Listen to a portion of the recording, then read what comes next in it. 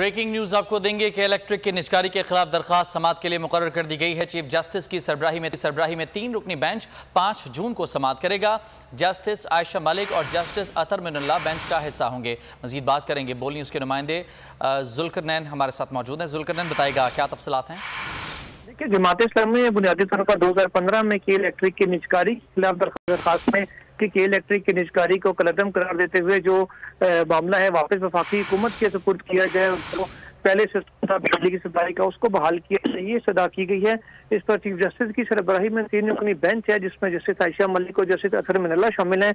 5 जून को वो इस पर समाअत करेगा और इस हवाले से अदालत ने वफाकी हुकूमत और बाकी के मुतल्लिका इदारे हैं उनको भी नोटिस जारी कर दिए, जबकि साथ ही अदालती मुआवनत के लिए अटॉर्नी जनरल ऑफ पाकिस्तान और के इलेक्ट्रिक समेत तमाम जो दीगर फ्रीकैन हैं उनको भी सुप्रीम कोर्ट की जानिब से तलबी के नोटिस वो जारी कर दिए हैं। ठीक है, बहुत शुक्रिया आपका तफसीलात के लिए जुल्करनैन।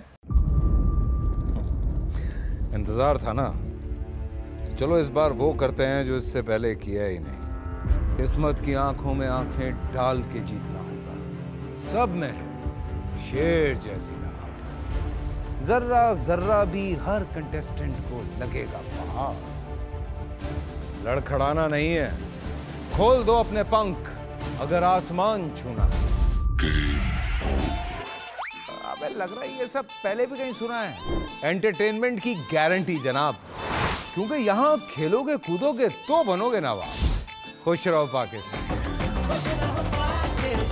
खुश रहो पाकिस्तान बुध और जुमेरात शाम 7 बजे सिर्फ बोल एंटरटेनमेंट पर।